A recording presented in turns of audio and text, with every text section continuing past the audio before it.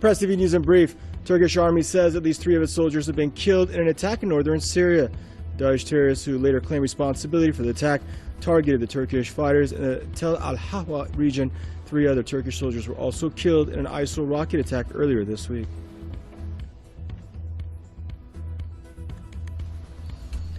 Israeli forces have shot dead a Palestinian at the Burej refugee camp in the besieged Gaza Strip. 18-year-old victim was shot in the head during an anti-Israel protest. Since October last year, Israelis have killed nearly 30 Palestinians in Gaza alone amid anti-occupation sentiments there. Israeli premier has dismissed international criticism of West Bank settlement construction.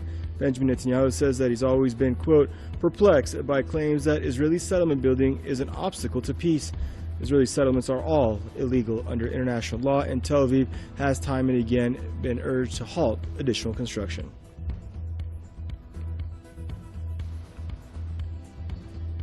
Syrian media says the government will soon reopen the strategic Ramusa road in Aleppo for civilian use after recapturing it from militants. The road is the main route into Aleppo's government-held west and fell into the militants' hands in August after a military siege was broken.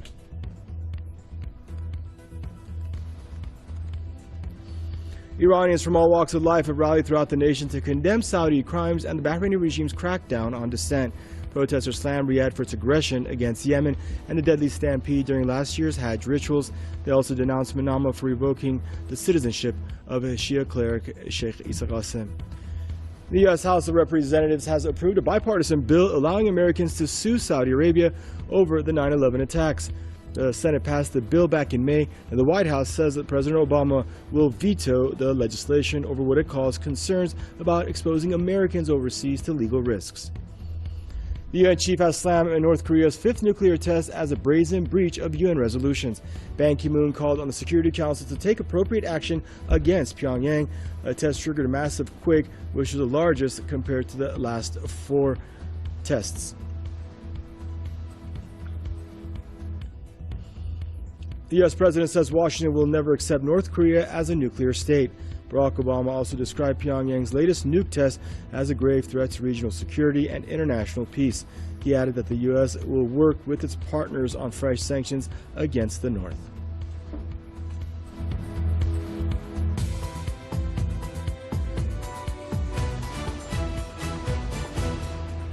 If things had gone differently, we might be telling you tonight about another terror attack in Paris. But police broke it up. Today, they said the suspects were acting under direct orders from ISIS in Syria. We have more now from Charlie Daggett. 6 gas canisters intended to be a crude car bomb discovered just blocks away from the Notre Dame Cathedral. Police said the suspects ran off after failing to set it ablaze. Yesterday, they arrested 3 women, including a 19-year-old who was shot in the leg after she stabbed an officer with a knife. The arrests mark the first time that an all-female team has made up the main operatives in a suspected terror plot. Today, French prosecutor François Milan said they were taking orders directly from ISIS command in Syria, and that the militant group intends to mobilize female followers to wage attacks in Europe. The women were already on the radar of security services for wanting to join ISIS on the battlefield in Syria. Instead, they decided to take the battlefield to Europe, where they've allegedly forged complex connections to terror networks. And although this attack failed, it's further evidence that France remains the #1 European target for ISIS and its followers, with a series of attacks in the last year and a half that have taken the lives of more than 230 people. And here in Britain, Scott, intelligence officials tell us that police arrested 2 suspects who were trying to obtain chemical weapons in what they described as one of the most significant planned attacks in the capital. Charlie Daggett in our London newsroom tonight. Charlie, thank you. A new report just out today has disturbing new details about the San Bernardino terror attack last December that left 14 people dead and 24 wounded. The report is from the Justice Department and the Police Foundation. Here's Danielle Nottingham. Syed Farouk and his wife Tashfeen Malik fired 100 rounds. 3 victims rushed them but couldn't stop them. Investigators said If someone moved or made a sound, the shooters fired one or multiple shots into their body. A woman who was shot in the head asked a wounded coworker to call her mother to say goodbye. The coworker tried to comfort her and asked if she was okay. The victim said, "I'm not. I'm bleeding from the mouth." And then she closed her eyes for good. Currently, the subject is still inside the business in building number 3, possible active shooter. 6 minutes after the first 911 call, the officers charged inside. Soon, swarms of police arrived, but were overwhelmed. It was complete and total chaos when I got there, the San Bernardino chief said. The shooters escaped, but officers searched the building, having to ignore the dead and wounded. One sergeant said, "Some people were quiet, hiding. Others were screaming or dying, grabbing at your legs because they wanted us to get them out. That was the hardest part, stepping over them." You can see that vehicle right now. Meanwhile, a police analyst discovered that a black SUV, similar to the one seen leaving the scene, was registered in Farouk's name. Police spotted the car near his home. Farouk opened fire. He was hit 26 times. His wife, 15 times. The couple died 6 hours after the shooting. Police found a black bag holding 3 pipe bombs in the conference room.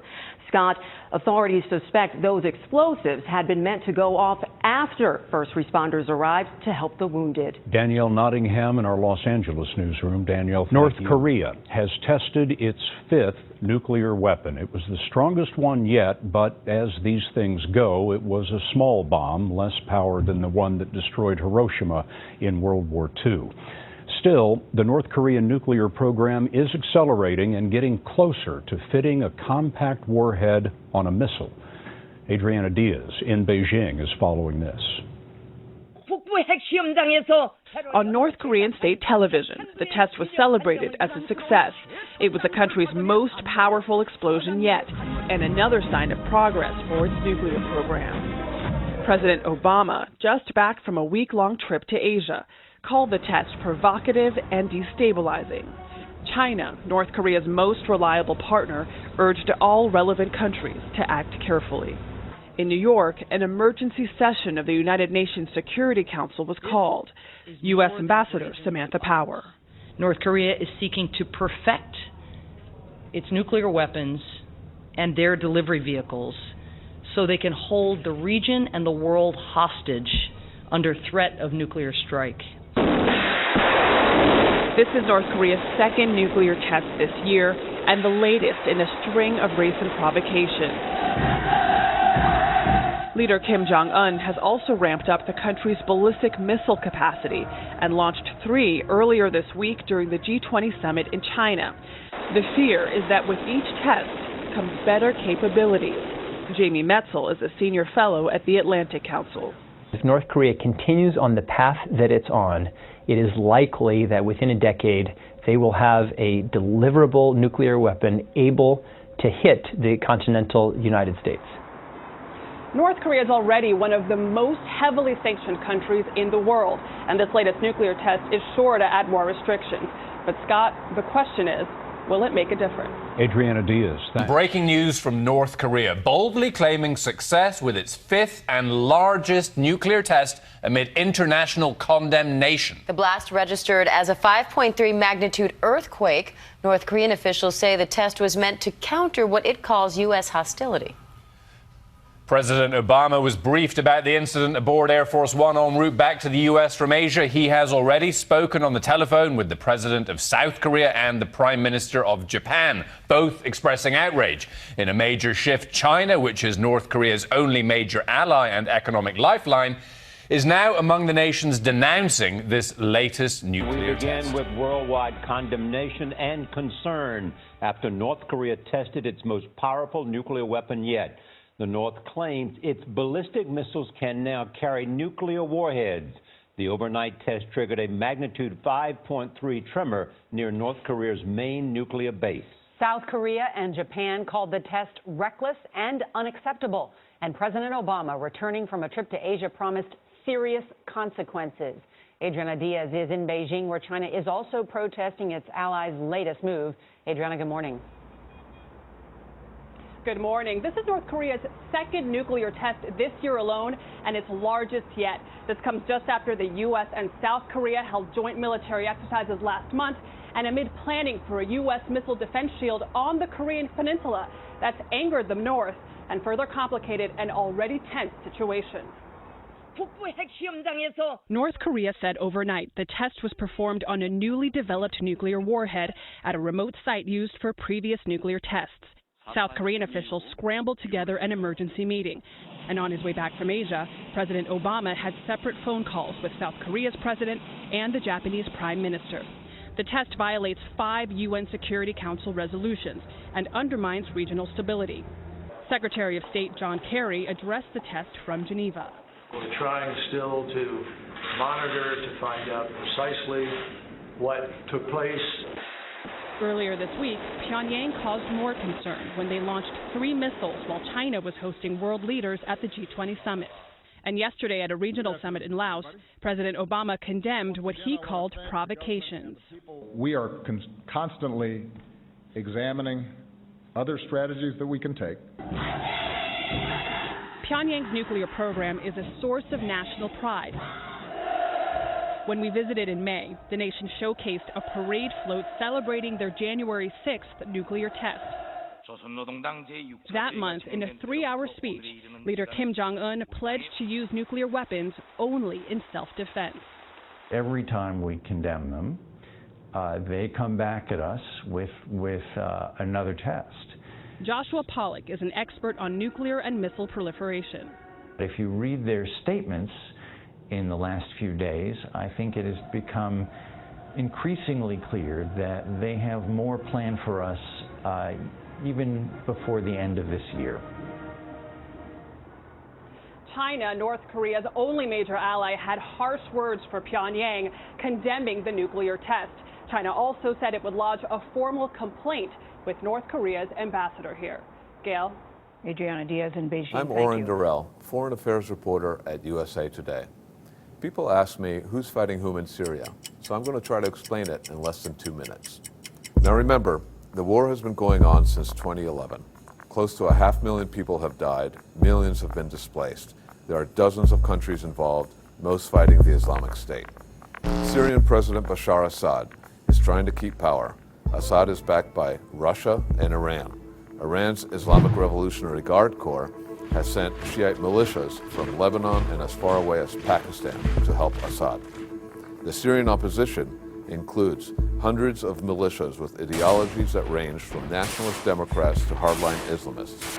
They're composed of Arabs, Sunnis, Christians, Druze, and Kurds. A small number are considered terrorist groups by the State Department. Even groups that are not considered terrorists work with the Syrian branch of Al-Qaeda. Various groups are backed by different foreign nations, including the United States, Saudi Arabia, Qatar, Jordan, and Turkey. Many want to counter Iran's influence. Turkey initially sought to help overthrow Assad, but its main goal now is to counter the Islamic State and the Kurds. More on that in a second. The Islamic State, a radical Sunni Muslim group, has recruited fighters locally from across the Muslim world. It controls a lot of territory in eastern Syria and western Iraq, where it threatens Kurdish villages. The Syrian Democratic Forces are a Kurdish-led coalition of Arab and Kurdish militia.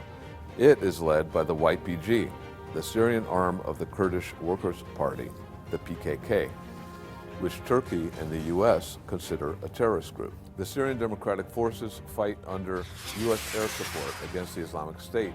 It's also worked with Russia and Assad. Turkey, a U.S. NATO ally, fears the Syrian Kurds will create an independent state along the border. So lately, Turkey has been fighting the U.S.-supported YPG and its Syrian Arab allies with help from other Syrian Arabs who are also fighting against Assad. Don't feel bad if this sounds confusing. It is.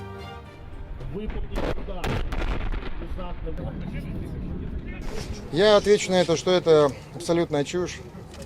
Никакой на провокацию это абсолютно не идет. Еще раз хочу подчеркнуть вам, что это мероприятие плановое. Об этом мероприятии мы заявляли еще в прошлом году. На территории Южного военного округа одновременно действовало, принимало участие в учениях около 12 тысяч личного состава.